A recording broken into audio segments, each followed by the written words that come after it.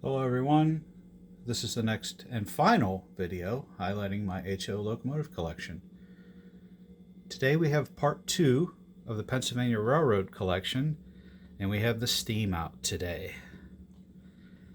I kind of forgot how many I have until I got them all out, and I have to say this, there is a couple more that are in various states of repair, and there's at least 3 more that are not built yet. They are Bowser kits. So there's 35 steamers here today, and I have a few more.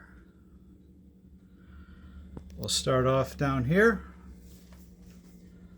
with the Little John English A5 on the end that has Central Valley valve gear on it. Number 94, got that years ago. Next we have a GHC made by the HO Train Company, I think. This is a B6 060. It needs a lot of work, but we'll get to it one day. And then next we have an Overland B6 that I got pretty recently. Next we have a USRA 060. This is a Lifelike Proto 2000, not a Walters. I've had that locomotive for many years, and it continues to perform flawlessly. It pulls a lot more than you would think. Next we have an E6 Atlantic, which is a recent acquisition. That is a gem. Somebody already did the coal load for me. Next we have a Broadway Limited E6, number 460. I really like this locomotive. I thought Broadway did a great job on it. Next we have 2 brass G5 10-wheelers. One is the Long Island version, the other one is the Pennsylvania version. And I have to get a headlight for the Pennsylvania version. They're both west side.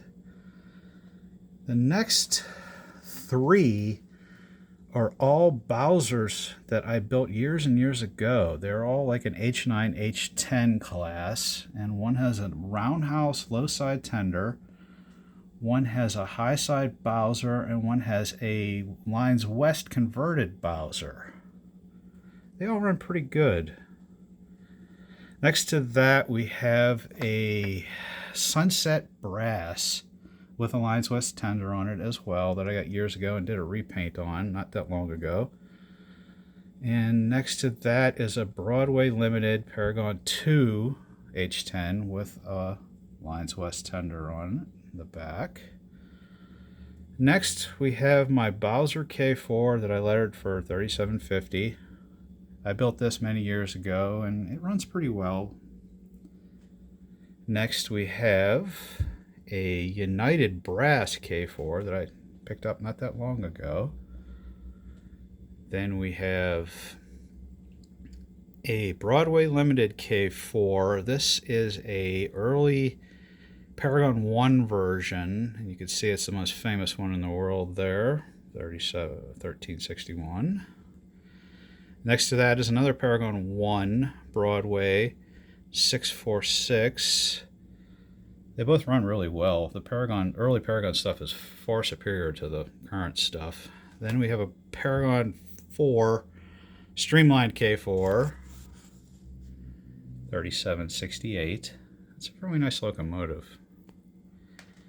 Next, we have a West Side Brass K5 that I got pretty recently as well. Great deal on that.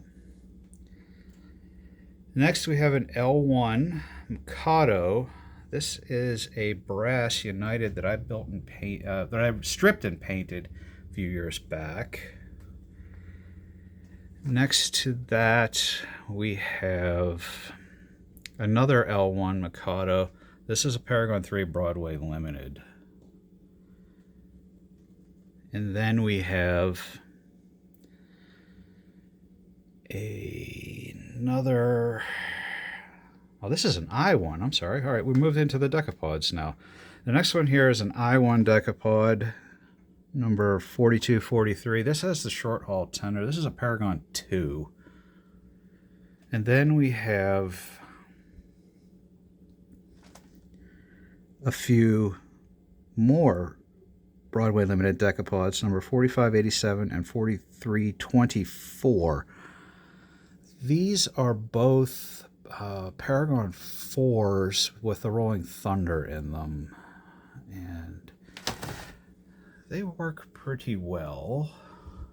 I converted the second one to the Rolling Thunder. The first one came with it. And next we have a Brass United decapod with a nice paint job on it. That was a train show find. Then we have a Bowser with the correct boiler and a smoke unit that somebody installed. The generator's missing. It needs a repaint, but this was a train show find, and I'll fix it up one of these days. The next group of locomotives here are, we get into the mountain class, and I have a few mountains, as you can see. The first one here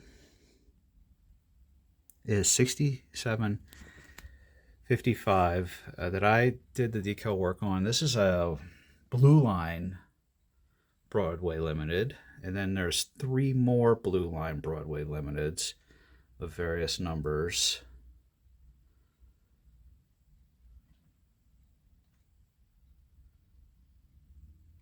Then we get into another Broadway Limited. This is a Precision Craft model, so it's not quite a Broadway.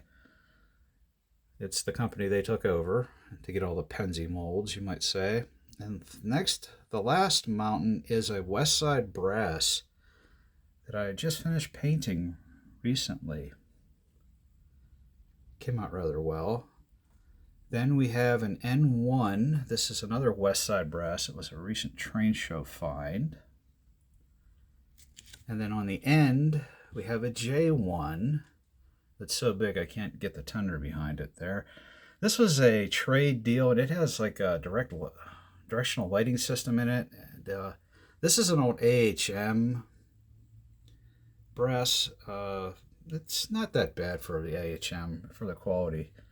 And then up here we have another Broadway Limited, Paragon 4 T1. So we've come to the end of the HO Locomotive collection. I hope everyone has enjoyed it. It's taken me many years to amass all these locomotives. This was not an overnight thing, and I'm kind of scared to look back and see how much money I have in all this, because I'm probably really stupid for spending the amount of money I did, but that's about it.